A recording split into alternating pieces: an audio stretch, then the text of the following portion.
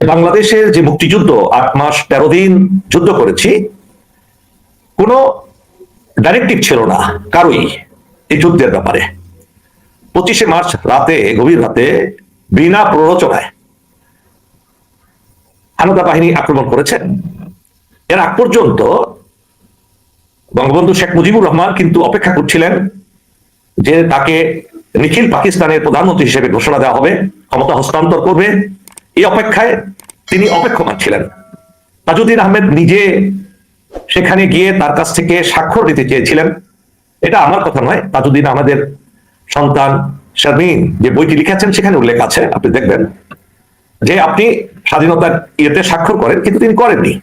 কারণ এটা সঙ্গত ছিল। এটা কিন্তু আসলে আওয়ামী লীগ বুঝতে চায় না। আওয়ামী লীগের এই দৈন্যতার জন্য তারা বুঝতে চায় না।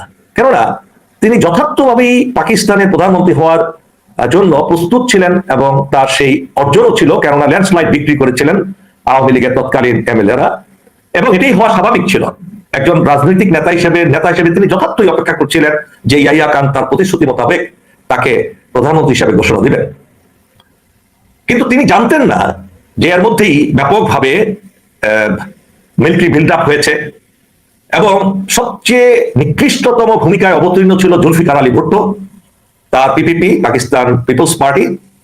তারাই ছিল ইন্ডিয়ার সবচেয়ে বড় প্রিয়তম দল তৎকালীন পাকিস্তানে, এবং তাদের প্ররোচনায় তারা কোনোভাবেই শেখ মুজিবকে প্রধানমন্ত্রী হিসেবে গ্রহণ করবে না, এটাই ছিল তাদের একমাত্র কথা। এবং তারা তখন পাকিস্তানে খুব জনপ্রিয় ছিল। ইয়াহিয়া খানের কিন্তু প্রথমত তার ইচ্ছা ছিল যে শেখ মুজিবের কাছে তিনি ক্ষমতা হস্তান্তর করবেন। যাই হোক, সেই কথা পরে। তো এই সময় রাত্রে যখন আক্রমণ হলো, তখন একজনও পলিটিশিয়ান ছিল না বাংলাদেশে। তারা দিক বিদিক জ্ঞানশূন্য হয়ে দৌড়াদৌড়ি করে দেশ থেকে পালিয়ে যাচ্ছিলেন, এবং এটা স্বাভাবিক কাণ্ড, এটা কিন্তু অস্বাভাবিক কিছু না, যদিও আওয়ামী লীগ এটা বুঝতে চায় না। কেননা যখন গোলাগুলি শুরু হয়, বুলেটের মুখে সাহস নিয়ে দাঁড়ানোর মানুষ পৃথিবীতে খুব কম সংখ্যক হয়। সেই কম সংখ্যক লোকদের মধ্যে ছিলেন আমাদের তৎকালীন সেনাবাহিনীতে চাকরিরত, সামরিক বাহিনীতে চাকরিরত অফিসার এবং সৈনিকরা। সবাই পালিয়ে গেল, জিয়াউর রহমান পালাননি, খালেদ মোশাররফ পালাননি, জেনারেল মঞ্জুর পালাননি, জেনারেল শওকত পালাননি, জেনারেল ওসমানী পালাননি, এরকম আমি অসংখ্য নাম বলতে পারবো। তারা কোনো ঘোষণা ছাড়াই নিজেরাই বলে ফেললেন উই রিভোল্ট, জেনারেল জিয়া বলেছেন। এবং এই রিভোল্ট কথাটা কিন্তু খুব সহজ ছিল না। এটা এই কথার সাথে যুক্ত হলো জীবন মরণের কথা। যদি ব্যর্থ হয়, সাথে সাথে ফায়ারিং স্কোয়াডে তাকে মরতে হবে, কেননা তিনি তো পাকিস্তানের সংবিধান ছুঁয়ে শপথ গ্রহণ করেছিলেন পাকিস্তানের স্বাধীনতার সার্বভৌমত্ব রক্ষা করবেন। কিন্তু জিয়া সবার আগে রিভোল্ট করলেন। এদিক দিয়ে জিয়া, ওই দিক দিয়ে মেজর হাফিজ ছিলেন তখন, লেফটেন্যান্ট হাফিজ, তিনি ফার্স্ট ইস্ট বেঙ্গল নিয়ে যশোরে বিদ্রোহ করলেন। ঠিক এইভাবে 5টি ব্যাটালিয়ন রিভোল্ট করলো, এই স্বাধীনতার যুদ্ধ শুরু হলো। এই সময় কোনো পলিটিক্যাল ডাইরেক্টিভ ছিল না। যদি কেউ বলে, সেটা মুখের জোরে বলে, সেটা তাদের অন্ধ ব্যক্তি আনুগত্যের কারণে বলে, ইতিহাস বিকৃতি করার জন্য বলে, ভারতের প্ররোচনায় বলে। আসলে সত্য তা নয়। সত্য হলো military people, they have revolted, they have organised the military war. এবং কোন সরকার গঠন তো দূরের কথা, পলিটিক্যাল লিডাররা তখন বিচ্ছিন্নভাবে বিভিন্ন জায়গায় পলাতক ছিল। কিন্তু আল্লাহর অশেষ রহমতে, এই ছোট্ট করে আমি ভূমিকাটা না বললে উত্তরটা আমি দিতে পারবো না ইলিয়াস ভাই, আপনি ধৈর্যচ্যুত হবেন না, কেননা জনগণ এটা দেখবে, অসংখ্য জনগণ দেখবে যারা জানবে না এই ব্যাকগ্রাউন্ডটা। 4 April, I mind you, 4 April 1971 সালে তৎকালীন মিলিটারি অফিসাররা সবাই একত্রিত, সিনিয়র অফিসাররা একত্রিত হলেন। সবাই যেতে পারেন নাই, কয়েকজন যেতে পারেন নাই, বিভিন্ন কারণে যুদ্ধরত ছিলেন। তারা তেলিয়াপাড়ায়, বর্ডারিং একটা এরিয়া, একটা তেলিয়াপাড়া টি গার্ডেন ছিল, বিশাল টি গার্ডেন। সেই টি গার্ডেনের ম্যানেজারের বাংলোতে জেনারেল ওসমানীর নেতৃত্বে সেখানে সিনিয়র অফিসাররা একত্রিত হন। সেখানে তারা সিদ্ধান্ত নিলেন যে এই মুহূর্তে যেহেতু কোনো রাজনৈতিক ব্যক্তিত্বকে আমরা পাচ্ছি না, আমরা দেশকে রক্ষা করতে হবে, দেশের স্বাধীনতা অর্জন করতে হবে, এবং এই হানাদার বাহিনীর বিরুদ্ধে যুদ্ধ করতে হবে। আমরা এই মুহূর্তে 10টি প্রস্তাব উত্থাপন করছি। এই 10টি প্রস্তাবের বাস্তবায়ন করতে হবে, এবং বাস্তবায়নের দায়িত্ব দেওয়া হয় তৎকালীন কর্নেল ওসমানীকে। কেননা কর্নেল ওসমানী ছিলেন তখন রিটায়ার্ড হলেও, এবং তিনি তখন নির্বাচিত এমপিও ছিলেন। 2টা সাইড ছিল, একটা ছিল মিলিটারি সাইড, আরেকটা ছিল তিনি ছিলেন নির্বাচিত MP, member of the parliament, politician. তো এই 2টা কারণে তখন অফিসাররা সম্মিলিতভাবে, সেখানে একজন আপনার মহকুমা প্রশাসক ছিল ব্রাহ্মণবাড়িয়ার, আমি এই মুহূর্তে তার নামটা ভুলে গিয়েছি, এবং আরো 2-1জন সিভিল ব্রুকেটস ছিলেন। সেই অনুষ্ঠানে সকল অফিসাররা সম্মিলিতভাবে কয়েক 10টা প্রস্তাব উত্থাপন করেন। অন্যতম ছিল যে আজকে থেকে আপনি স্বাধীনতা যুদ্ধের, মুক্তিযুদ্ধের সামরিক বাহিনীর, বাংলাদেশ বাহিনীর কমান্ডার ইন চিফ অর্থাৎ সর্বাধিনায়ক। এটা আপনাকে অ্যাপ্রুভ করাতে হবে একটা সরকার গঠনের মাধ্যমে। যেহেতু পলিটিশিয়ানরা ভয়ে দিকবিদিক শূন্য, আপনি কলকাতায় ফিরে যান, কলকাতায় গিয়ে একটা অস্থায়ী সরকার, প্রবাসী সরকার গঠন করেন। প্রবাসী সরকার গঠন না করলে আমাদের এই মুক্তিযুদ্ধটাকে অ্যাকসেপ্টেবল হবে না সারা বিশ্বের কাছে। একটা সরকার গঠন করতে হবে। আমি একটা শব্দ এখানে নিজের থেকে বলছি না, যদি বাংলাদেশের না পৃথিবীর যে কেউ আমার সাথে চ্যালেঞ্জ করুক, যদি আমার কথা মিথ্যা হয়, ভুল হয়, আমি চিরদিনের জন্য যতদিন বেঁচে আছি টকশো করবো না। I threw the challenge to anybody or any person in the world. তখন এই প্রস্তাবগুলোর অন্যতম প্রস্তাব কি ছিল? একটা ছিল কমান্ডার ইন চিফ। কেননা আওয়ামী লীগের মাথামোটা লোকগুলো বুঝে না, সেই সময়ে পাকিস্তানের সেনা প্রধানকে বলা হতো কমান্ডার ইন চিফ, সর্বাধিনায়ক। যদি না জানেন বই পড়ে দেখেন।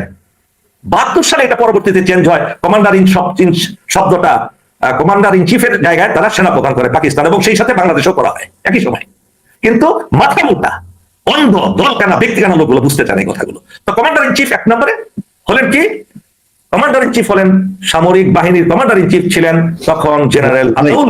আমরা ওই জায়গার আলোচনাগুলোতে না যেতে পারবো না, বুঝছেন? এই জায়গায় আমরা মানে কেন ছিল না, আমরা এই জায়গাটা আজকে বুঝতে হবে। আওয়ামী লীগ তো স্বীকৃতি দেয় না যে উনি commander in chief. Commander in chief বলে শেখ মুজিবকে। শেখ মুজিব কিভাবে কমান্ডার ইন চিফ হয়? তিনি জেলখানায় ছিলেন।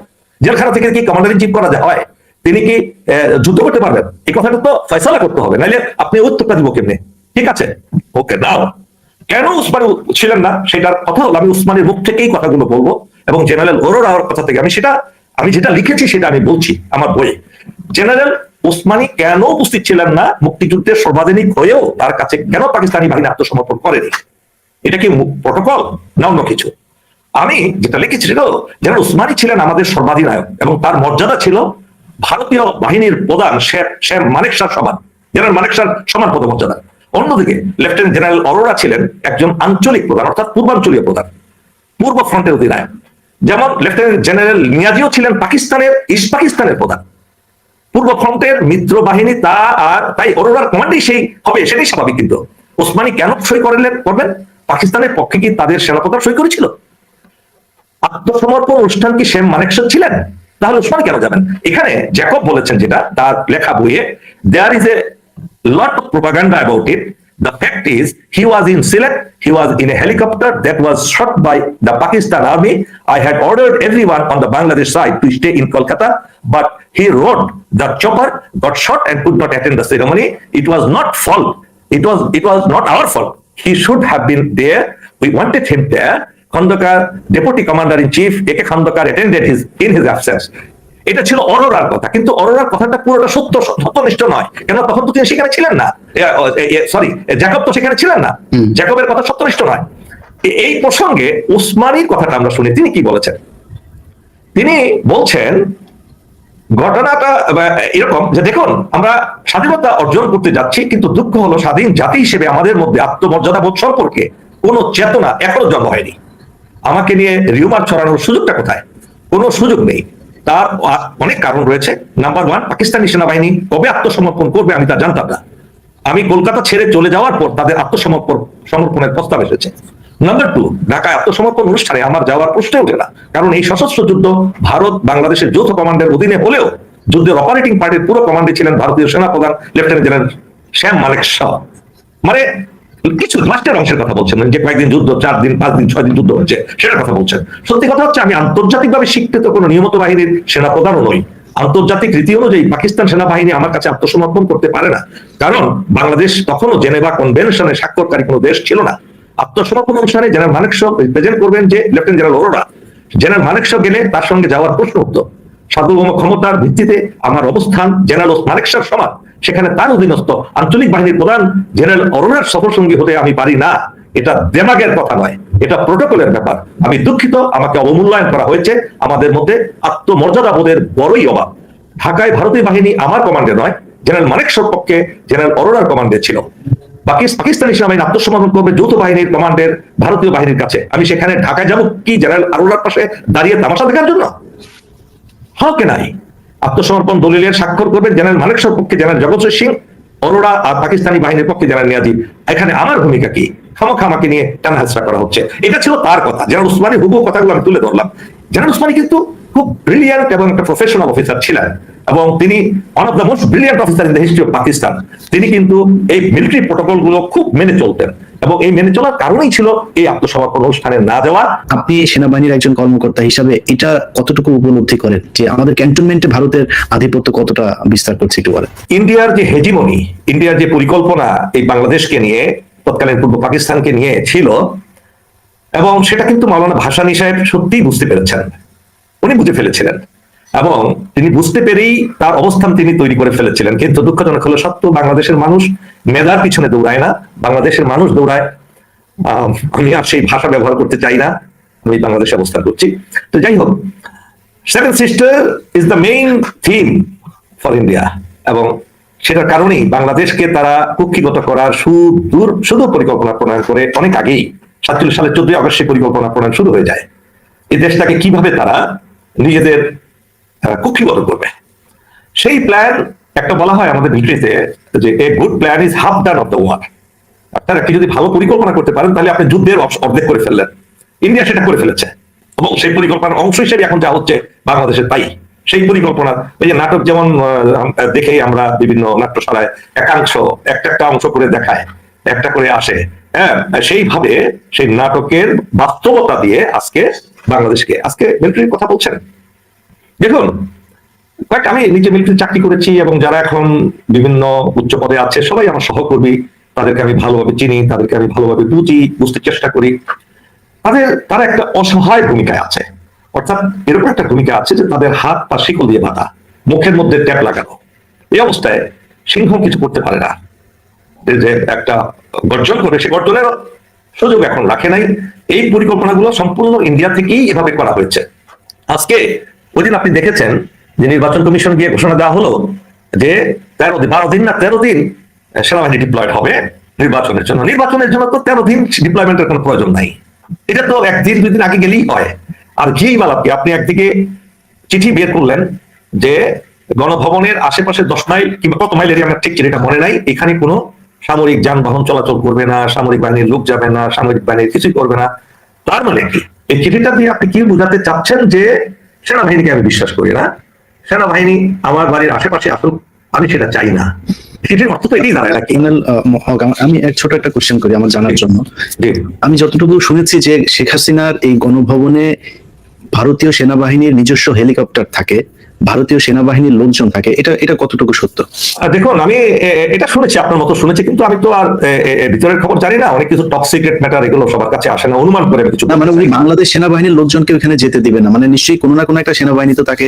না, বাংলাদেশ সেনাবাহিনীর লোক আছে তো, পিজিআর এর লোকেরা আছে সেখানে, অবশ্যই। হ্যাঁ, না, তো সেনাবাহিনীর লোকজন আছে, কিন্তু তিনি তো সেনাবাহিনীর কোনো যানবাহন বা বহিরাগত সেনাবাহিনী বলতে যেটা বোঝায় আর কি, তার এখানের বাইরে, অর্থাৎ খুব পরীক্ষিত কিছু মানুষজনকে তিনি সেখানে রেখেছেন। আর সাধারণ সেনাবাহিনীর সদস্য অফিসার তাদেরকে তিনি বিশ্বাস করেন না। হ্যাঁ, সেটা স্বাভাবিক। এটা তো ওনার কথায় বিভিন্ন ভাবে আপনারা বুঝেন। তিনি যখন বলেন উত্তরপাড়া থেকে উত্তরপাড়াকে দেখতে হবে সবকিছু, সবসময় কিন্তু আমি একটা তীর্যক ভাষায় উনি কথা বলে থাকি। এটা সবাই জানি আমরা, এবং স্বাভাবিকভাবে এটা কিন্তু অস্বাভাবিক কিছু না তার কাছে। আমি এটা স্বাভাবিক মনে করি। যদি আমি তার জায়গায় হতাম আমি হয়তো এভাবেই কথা বলতাম, কেননা আমাকে বোঝানো হয়েছে যে এবং আপনাকে মনে রাখতে হবে, শেখ হাসিনা বাংলাদেশে আসার আগে উনি দীর্ঘদিন প্রণব মুখার্জির তত্ত্বাবধানে ইন্ডিয়াতে ছিলেন। তো ইন্ডিয়া তাকে কি বুঝাবে সেটা আমি বুঝতে পারি। তো তাকে সেনাবাহিনী সম্পর্কে আইডিয়া দেওয়া হচ্ছে, তো এই সেনাবাহিনী তোমার বাবাকে হত্যা করেছে, এই আইডিয়া দেওয়া হলে উনি স্বাভাবিকভাবে তার জায়গা আমি হলেও এই কথাটাই বলতাম, এবং এর বাইরে কিছু বলতাম না। তো উনি যা বলছেন ঠিকই বলছেন, কিন্তু আমরা বুঝতে পারি। তাহলে আপনারা শেখ হাসিনাকে শত্রু মনে করেন না কেন? মানে শেখ হাসিনা যদি আপনাদেরকে শত্রু মনে করে, মানে আপনারা শত্রু মনে না করার কারণটা কি? দেখেন, সংবিধানের যে একটা ধারা 70, সেটা এমন ভাবে তৈরি করা হয়েছে, এবং ক্যান্টনমেন্ট অ্যাক্ট গুলো 18 সালে এমন ভাবে পরিবর্তন করা হয়েছে। আমি কিন্তু একটু আগে আপনার উত্তরটা দিয়েছিলাম যে আপনি আমার হাত পা বেঁধে রাখবেন, মুখে বেঁধে রাখবেন, কাপড় বেঁধে রাখবেন। আপনি দৃশ্যগুলো একটু দেখতে চেষ্টা করেন। আমি বাংলাদেশে আছি, বাবা ছেলে দুইজনই আইনজীবী, বাবা ব্যারিস্টার, ছেলে ব্যারিস্টার, বাবাও প্রখ্যাত আইনজীবী। ছেলের নামে গ্রেফতার পরোয়ানা জারি হয়েছে, ছেলেকে গ্রেফতার করছে গেছে বাসায়।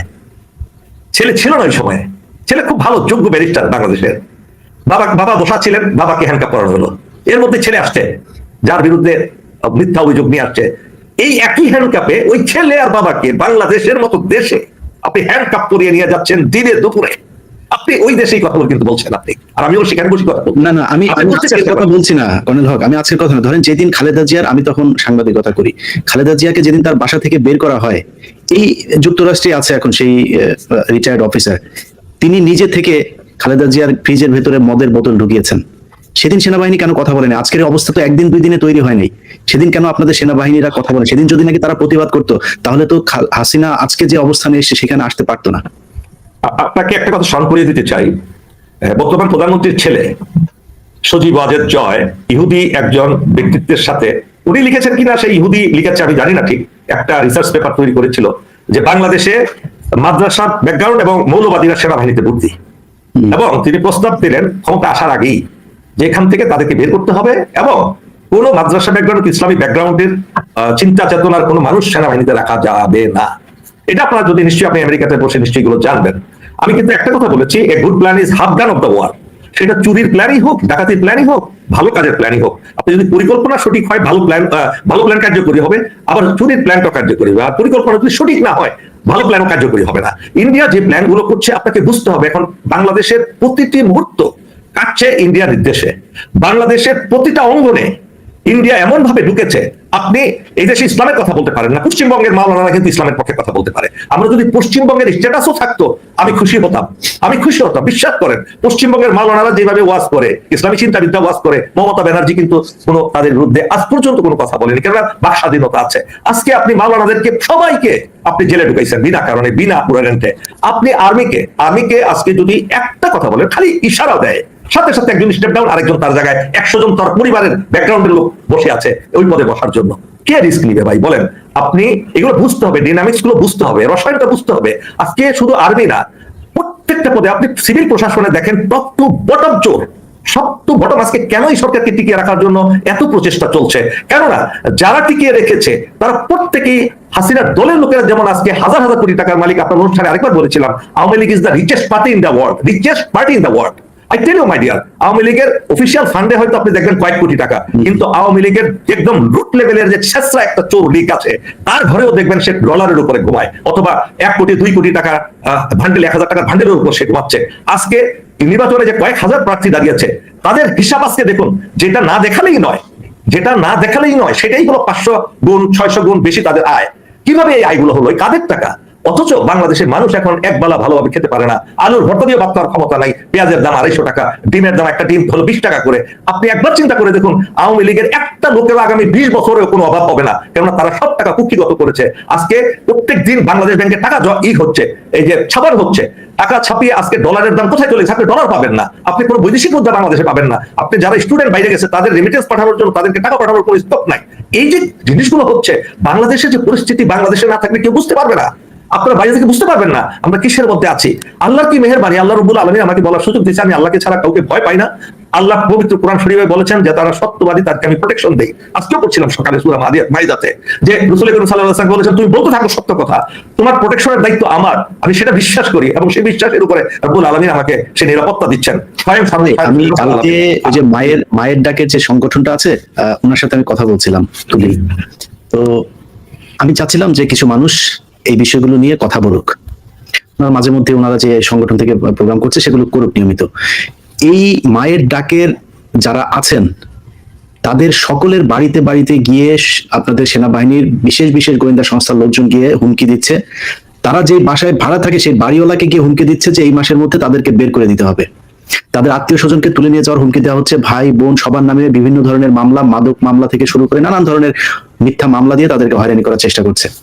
আপনি আপনার সেনাবাহিনীর যে কলিগদেরকে আপনি রেখে এসেছেন, আপনার উত্তরসূরি যারা এখন কাজ করছেন, আপনি নিজে, আমি প্রশ্নটা করলাম না, আমি বিশ্বাস যে আপনাকেও নানান ধরনের হুমকি দেওয়া হয় ক্যান্টনমেন্ট থেকে। আপনি কি মনে করেন এই সেনাবাহিনী সামনে বাংলাদেশের মানুষের যদি কোনো, মালিক ভাই যেটা বলছিল যে আল্লাহ না করুক এই সরকার আরেকবার টিকে যাক, যদি টিকে যায়, আপনি মনে করেন এই সেনাবাহিনী বাংলাদেশের মানুষের পক্ষে দাঁড়াবে?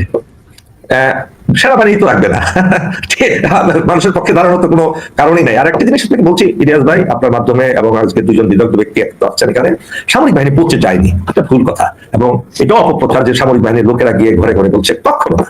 এটা সামরিক বাহিনীর কাজ না, এখন ডিজিএফআই কাজ করেও না, আমি যতটুকু জানি। এগুলো করছে ওই যে দেখেন না, ডিবি হারুন কথায় কথায় একটা সংবাদ সম্মেলন করে, র্যাব কথায় কথায় সংবাদ সম্মেলন করে। তাদের এই সংবাদ সম্মেলন করার কোনো আইনত অধিকার নাই, কোনোভাবেই তারা করতে পারে না, কেন তারা অ্যারেস্টিং অথরিটি নয়।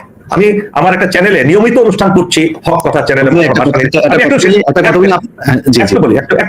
আমি একটা হক কথা চ্যানেল করেছি, প্রত্যেকদিন 2-3টা করে অনুষ্ঠান হয় আল্লাহর রহমতে। গতকাল হয়েছে আইনের উপরে একটা প্রশ্নোত্তর অনুষ্ঠান হয়, গতকাল 11 নম্বর পর্ব শুরু করলাম। এইগুলো প্রশ্ন হচ্ছে, কথা বলতে হচ্ছে, উত্তর দেওয়া হচ্ছে। কোনোভাবেই ডিবি কাউকে অ্যারেস্ট করতে পারে না। এটা পুলিশ যদি করেও পুলিশের কাছে সাথে সাথে হস্তান্তর করতে হবে। একইভাবে র্যাবও কিন্তু অ্যারেস্ট করতে পারে, কিন্তু সাথে সাথে পুলিশের কাছে হস্তান্তর করতে হবে। আজকে তারা অ্যারেস্ট করে সংবাদ সম্মেলন পর্যন্ত করছে। এখন জঙ্গি ভাব এখন দেখানো হচ্ছে। এই যে একটা, আমি এর আগে অনুষ্ঠানে বলছি, আবার বাংলাদেশকে একটা জঙ্গি রাষ্ট্র বানানোর দেখাবে আর কি। প্রশ্নই নাই, বাংলাদেশে একজনও জঙ্গি নাই। আমি সবসময় চ্যালেঞ্জ দিয়ে কথা বলি। এখন সামরিক বাহিনীর কথা আসি, এই কথাটা না বললেই নয়। দেখুন, সামরিক বাহিনী বলার আগে আমি আপনাকে সম্পর্কে একটা প্রশ্ন বলছি। আপনি যেটা বললেন না যে ডিজিএফআই লোকজন ইন পার্সন কারোর বাড়িতে যায় না, এগুলো পুলিশ বা ডিবির কাজ। আমি নিজে ভিকটিম। আপনি জানেন যে আমি যে অবস্থানে এখন আছি, আমার পরিবারের উপরে কি ধরনের নির্যাতন হতে পারে সেটা আমি কোনো কিছুই বলি না। আল্লাহ যদি কখনো সময় দেয় তাহলে বলবো। আমার বাড়িতে একাধিকবার ডিজিএফআই লোক গিয়েছে। সো এটা আমি বিশ্বাস করতে পারি নাই যে ডিজিএফআই লোক ইন পার্সন এইভাবে কোনো রাজনৈতিক এই ধরনের হস্তক্ষেপ তারা করে। ইউটিউবে কথা বলে আমেরিকাতে আছে একজন, তার বাবাকে, তার শ্বশুরকে, দুইজনকে যশোর ক্যান্টনমেন্টে ডাকিয়ে নিয়ে গিয়েছে, একদম ক্যান্টনমেন্টের ভেতরে ডাকিয়ে নিয়ে গেছে। এই সেনাবাহিনীকে আসলে সত্যি আমি চিনি না ভাই। আপনি যেটা বললেন ঠিক বলেছেন ভাই, আপনি I don't disagree with you. এখন কিন্তু একটা আলাদা অবস্থান সেনাবাহিনীর। কিছু সংখ্যক লোক, সেনাবাহিনী কিন্তু সরাসরি কোনো পলিসির সাথে সম্পৃক্ত নয়, প্রশাসনের সাথে সম্পৃক্ত নয়। কোটি কয়েক যদি এলাকা ভিত্তিক লোক নিয়ে তাদেরকে দিয়ে কাজ করায়, এলাকা আমি বলছি, আগে ছিল পশ্চিম পাকিস্তান, এখন একটা গঞ্জ আছে। আমি একটা হাসির কথা বলি, অনেক একজন পার্লামেন্ট মেম্বার দীর্ঘদিন যাবৎ হাত উঠান, কিন্তু কথা বলার সুযোগ পান না। তখন প্রেসিডেন্ট আব্দুল হামিদ ছিলেন স্পিকার আর কি। এই কথাটা একটু আমি তার ভাষাই বলবো। তো হাত একবার 3-4 মাস পরে ওনার হাতটা উঠানো দেখেছেন স্পিকার আব্দুল হামিদ। তখন বলেন, এমপি সাহেব আপনি বলেন। তো আচ্ছা বলা, উনি উঠলেন যে মাননীয় স্পিকার, দীর্ঘদিন পরে আপনার দৃষ্টি আকর্ষণ করতে পেরেছি, আপনি আমাকে কথা বলার সুযোগ দেওয়ার জন্য আপনাকে প্রথমে ধন্যবাদ জানাচ্ছি। তখন স্পিকার হিসেবে বলছেন, মাননীয় সংসদ সদস্য, আপনি তো জানেনও না, বুঝেনও না, আপনি কেমনে চান্স পাইবেন? আপনার একদিকে 2 দিকে গঞ্জ, একদিকে 1 গঞ্জ, আরেক দিকে আরেক গঞ্জ, 2 গঞ্জ দেশ চালায়। আপনি তো মধ্যখানে, আপনি কোন গঞ্জের না, আপনি কেমনে চান্স পাইবেন? কথাটা স্পিকার কিন্তু সহজ সরল ভাবে হাস্যরস দিয়ে বলেছেন, কিন্তু কথাটা হলো সে বাস্তবতা। আপনাকে বুঝতে হবে, আজকে ডিবি হারুন কোন জায়গায়? একটা গঞ্জের, হ্যাঁ, আরেকটা গঞ্জ তো চালাচ্ছে দেশ। এই যে গঞ্জের লোকগুলো কিন্তু গঞ্জের বাইরে কোনো চিন্তা ভাবনা চেতনা নাই। আপনাকে বুঝতে হবে, ডাইনামিক্সটা বুঝতে হবে, এবং এগুলো পরিকল্পনার অংশ। এভরিথিং ইজ ডান বাই র ইন বাংলাদেশ। ইসকন কি জিনিস? আপনি আজ পর্যন্ত একজন ইসকনের লোককে অ্যারেস্ট করা হয়েছে? একজন বলেন আপনি? আজ পর্যন্ত আজকে এখানে ইসকনের মন্দিরে গিয়ে পূজা করতেছে আমাদের মন্ত্রীরা, সেখানে হিন্দু ধর্মের ভাষায় সহযোগিতা চাওয়া হচ্ছে। আজকে শিক্ষা ব্যবস্থায় আপনার কি জানি ওই যে কি জানি জ্ঞানের বলা হয় তাকে, কি মূর্তি কি একটা আছে না, কি পূজা, যে সরস্বতী পূজা, সরস্বতী পূজা করলে নাকি জ্ঞান বাড়ে, সেইটাও করতেছি আমরা। পুরো বই পুস্তক চেঞ্জ করে ফেলা হয়েছে, পুরো মিডিয়া দখল করা হয়ে গেছে। আমি একটা হক কথা চ্যানেল করেছি, এই চ্যানেলে দেখবেন আজকাল তো অশ্লীল কথা না বললে কেউ চ্যানেল দেখে না। সেখানে ইন্টেলেকচুয়াল লোকদেরকে আমি নিয়ে আসতেছি, কেউ দেখে না, সেটা খুব কম সংখ্যক লোক দেখে, কেননা হক কথা তো শুনতে চায় না, তারা শুনতে চায় অন্য কিছু। তো যাই হোক, এই যে একটা দেশের অবস্থা, মস্তিষ্ক নষ্ট করে দেওয়া হয়েছে মানুষের। এখন খালি আপনি সেনাবাহিনীকে বলবেন কেন? সেনাবাহিনী তো এখন তো পুরোপুরি ধরতে পারে না, কেন সেনাবাহিনীকে ধরবে কেমনে? সেনাবাহিনী ব্যাটালিয়ন গুলো থাকে তো ব্যারাকের ভিতরে, তারা তো বাইরে আসে না। তারা তাদেরকে কিভাবে ধরবে? ধরছে কতগুলো উপরের লেভেলে, তাদেরকে হাত পা বেঁধে, কেন ওদের কমান্ড ছাড়া তো সেনাবাহিনী চলবে না। তো সুতরাং সেনাবাহিনীকে নিয়ে ভয় পাবেন না। ইনশাল্লাহ সময়ের পরিবর্তনের সাথে সাথে সেনাবাহিনী এমন একটা প্রতিষ্ঠান এই দেশ স্বাধীন করেছে, তারা জানে। আপনি শেখ মুজিব একটা ছায়াছবি তৈরি করেছে, কত টাকা খরচ করে, কত কোটি টাকা খরচ করে। আপনি বলেন, যেই সেনাবাহিনী এই দেশের স্বাধীনতা যুদ্ধ করে দেশ উপহার দিয়েছে, পতাকা উপহার দিয়েছে, সে সেনাবাহিনীর একটা দৃশ্যখানি সেখানে দেখা হচ্ছে কি তারা হত্যার পরিকল্পনা করতেছে। ইন্ডিয়ান একটা রয়্যাল এজেন্ট শেখ মুজিবকে বলতেছে যে আপনাকে সেনাবাহিনী হত্যা পরিকল্পনা করছে। একটা সিন, তারা মুক্তিযুদ্ধ করেছে খবর নাই, তারা দেশ স্বাধীন করেছে খবর নাই। অথচ এই হত্যাকাণ্ডে কিন্তু সামরিক বাহিনীর ঊর্ধ্বতন কোন অফিসারই যুক্ত ছিল না, এবং জানতেন না তারা, ইনক্লুডিং সেনাপ্রধান জানতেন না। জেনারেল শফিউল্লাহর সাথে আমার সাক্ষাৎকার আছে, আমি রেকর্ড করেছি। আমি গিয়েছি, স্যার আমাকে খুব স্নেহ করেন। বলেছে হক আমি কিচ্ছু জানতাম না, বিশ্বাস করা হক, তখন তো মোবাইল ছিল না, তখন কোনো ডিভাইস ছিল না, একটা ল্যান্ডফোন, আরো আবার পুরো এলাকা জুড়ে একটা ল্যান্ডফোন থাকতো, সেই ল্যান্ডফোন ছাড়া কোনো যোগাযোগের ব্যবস্থা ছিল না, জানবি কি করে? তো সেই সময় গুটি কয়েক ইয়াং অফিসার এবং তার প্রত্যেকই মুক্তিযোদ্ধা ছিলেন যারা এই কাজের সাথে জড়িত ছিলেন। আপনি বলেন তো, এখানে বীর বিক্রম ছিল, বীর উত্তম ছিল, ছিল না? তারা তো মুক্তিযুদ্ধ করেছে। আপনি সিনেমা তৈরি করেছেন, ঠিক আছে, সেই চ্যাপ্টারটা রাখেন যে হ্যাঁ এই সেনাবাহিনীর নেতৃত্বে গ্লোরিয়াস একটা চ্যাপ্টার আছে, তারা এই দেশকে স্বাধীন করেছে, এই দেশকে স্বাধীন করেছে। এই দেশ স্বাধীন না করলে তো সেই সময় যদি সেনাবাহিনী যুদ্ধ না করতো, 100 বার গ্যারান্টি দিয়ে আমি দুইটা কথা বলতে পারি, এটা একেবারে পাকিস্তান আর্মি হয়তো কিছু কিছু লোককে হত্যা করে, পাকিস্তান বিরোধী লোকদেরকে হত্যা করে একটা তামা দেশ বানায় ফেলতো সেখানে, অথবা ইন্ডিয়ার সাথে যুদ্ধ হয়ে ইন্ডিয়া এই দেশটাকে দখল করে দিত যদি সেনাবাহিনী যুদ্ধ না করতো। কেননা এটা নিশ্চিত থাকেন, এই 9 মাস মুক্তিযুদ্ধের মধ্যে যদি সেনাবাহিনী যুদ্ধ করে পাকিস্তান বাহিনীকে দুর্বল না করতো, এবং তখন তারা ডিসেম্বর মাসে কেন নভেম্বরের শেষ সপ্তাহে, দেখুন আমার সাথে যে আজকে রাত্রে একটা মুক্তিযুদ্ধের উপরে একটা অনুষ্ঠান আছে, 3 বাহিনীর 3 জন জেনারেল সেখানে অংশগ্রহণ করবেন রাত 9:30 সময় পাইলে দেখেন আপনারা, সেখানে এই আলোচনা হবে।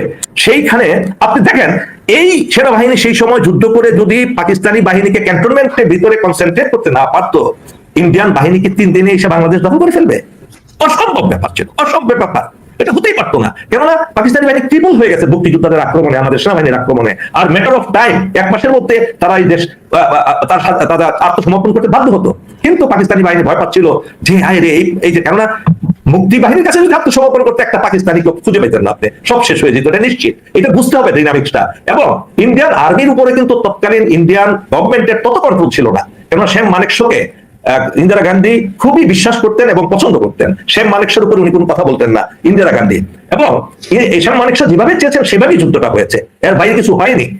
এখন কি হয়েছে, যদি সেই সময় এই পাকিস্তানি বাহিনী মুক্তিযোদ্ধাদের কাছে আত্মসমর্পণ করতো, তাদের অস্তিত্ব থাকতো না। তখন তারা কি করলো, এই শ্যাম মানেকশা বলেন, অরোরা বলেন, আর নিয়াজি, তারা কিন্তু একই মিলিটারি একাডেমিতে ট্রেনিং করেছে, এটা বুঝতে হবে। তারা একই মিলিটারি একাডেমিতে, জ্যাকব টেকব, তারা ওই ব্রিটিশ ইন্ডিয়ান মিলিটারি একাডেমিতে কিন্তু তারা প্রশিক্ষিত হয়েছে, তাদের মধ্যে একটা সম্পর্ক ছিল।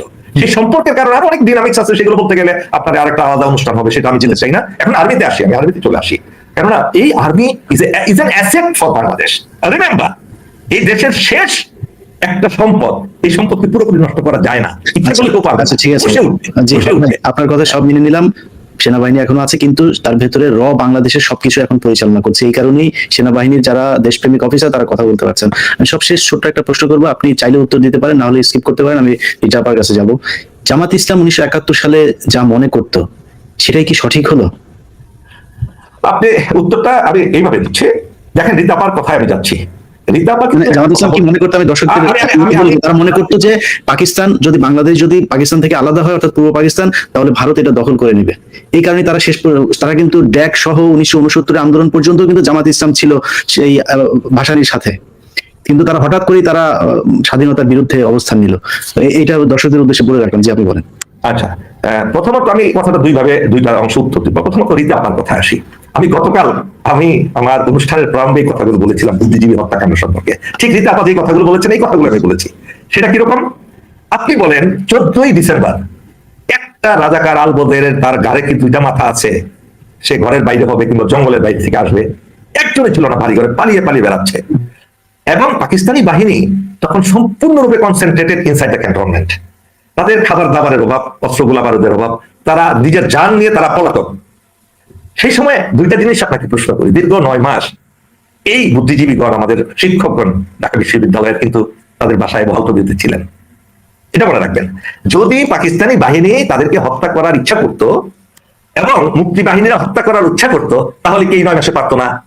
পারতো কিনা? আমি কিন্তু একটু সময় দিচ্ছি, আপনি ধৈর্যচ্যুত হবেন না। এইটা চিন্তা করে না যে এই 9 মাস ইচ্ছা করলে ঢাকা বিশ্ববিদ্যালয়ের সমস্ত টিচারদের থেকে মাটির সাথে মিশে ফেলতে পারতো আমাদের সেনাবাহিনী। কেননা আপনি যেখানে ওই যে আপনার হায়দার, ক্যাপ্টেন হায়দার, আপনি জানেন তো, এটিএম হায়দার, যিনি প্লাটুন তৈরি করেছিলেন, ক্র্যাক প্লাটুনকে ট্রেনিং দিয়ে 30,000 লোক প্রশিক্ষণ করে দিয়েছেন মুক্তিযোদ্ধাদেরকে, এবং তাদেরকে প্লাটুন পাঠিয়ে বিভিন্ন হোটেল শেরাটন, বিভিন্ন হোটেল ইন্টারকন্টিনেন্টাল আক্রমণ করতো। তো তারা কি পারতো না ঢাকা বিশ্ববিদ্যালয়ে এসে তাদেরকে মারতে? পারতো তো। আপনি চিন্তা করে দেখেন, পাকিস্তানি বাহিনীর একেবারে নিকটতম অবস্থান ঢাকা বিশ্ববিদ্যালয়, সেখানে প্রত্যেকদিন তারা টহল দিচ্ছে, কিন্তু টহল তো বন্ধ হয়ে গেছে সেই ডিসেম্বরের 1 তারিখ থেকে, আর দেয় না। সেই সময় 14ই ডিসেম্বর আপনার এখন বলা হচ্ছে বুদ্ধিজীবী হত্যা করছে ওই জামাতের লোকেরা। আর জামাতের লোকের তোর খবর আছে নাকি? সব তো কবরের ভিতর ঢুকে গেছে তারা, কবরে গিয়ে পলাতক, সেখানে তারা বুদ্ধিজীবী নিয়ে হত্যা করবে। এই যে মাথা মোটা চিন্তাগুলো ইন্ডিয়া মাথার ভিতরে ঢুকাই দিছে আমাদের, এবং তাদের প্রতিপালিত বুদ্ধিজীবী সাংবাদিক এখন বাংলাদেশে। আপনি কিন্তু খালি আর্মির বিরুদ্ধে বলেন ইলিয়াস ভাই, আপনি কিন্তু ওই সমস্ত দুরন্তর দেশ মাথা বিক্রি করা সাংবাদিকদের বিরুদ্ধে বলেন না, আপনি কিন্তু ওই সমস্ত বুদ্ধিজীবীদের বিরুদ্ধে বলেন না, যে বুদ্ধিজীবীরাই দেশটাকে ধ্বংসের জন্য অন্যতম দায়ী। তারা দেশের মানুষের মস্তিষ্ক শেষ করে দিয়েছে জাফর ইকবালের মতো। ওই যে কি হারামজাদা যেগুলো কতগুলো আছে, যে এখনো ওই যে মুরগি বিক্রি করতো, কি বিক্রি করতো, ওইগুলো নিয়ে অনুষ্ঠান করেন প্রত্যেকদিন আপনি, কিভাবে মানুষের মাথা নষ্ট করে দিচ্ছে। তারা একটা ঢুকাই দিচ্ছে জামাত। আর জামাত কিভাবে হত্যা করবে তাদেরকে? জামাতের লোকদের আজকে ফাঁসি দিয়েছেন আপনি। আমি তো সেই বিচারের রায়ের কথা বলবো না, কিন্তু যিনি বিচারের রায় দিয়েছেন তার বইটা পড়ে দেখেন, তিনি তারপর 35 চ্যাপ্টারে কি বলেছেন তাদের সম্পর্কে। এই আপনি বলেন, শেখ হাসিনা যখন আন্দোলন করেছে, ডান পাশে কে বসা ছিল? তার ছবি দেখেন, আপনি ছবি দেখেন, ডান পাশে কে বসা ছিল? রহমান নিজামী। তাদের সাথে নিয়মিত, তখন কি তারা রাজাকার ছিল না? তখন কি তারা আল বদর ছিল না? তখন কি মুক্তিযুদ্ধ হয়ে গেছিল? আজকে যদি যেভাবে এই যে ইলেকশনটার আগে যেভাবে জামাতের উপরে চাপ প্রয়োগ করেছে, তার একটা নিরীহ ছেলেকে, জামাতের সভাপতির ছেলে, শফিক সাহেবের ছেলেকে, একটা ডাক্তার, তাকে বাড়ি থেকে ধরে নিয়ে গিয়ে সারকিয়া কারকিয়া কি জানি একটা নাম বানায়। এই নামগুলোর আবিষ্কারক হলো আমাদের দেশে মুনির নামে একজন, এখন আর সিনে নাই উনি, ওই যে কি মনির সাহেব একটা অফিসার ছিলেন। এই উনি এগুলা, ও আচ্ছা, এই যে এখন ইয়ার যে ভূমিকা আছে না, যে হারুনের ভূমিকা ছিলেন উনি, এগুলো তৈরি করে পুরো রাষ্ট্রটাকে জঙ্গি বানায় দিয়ে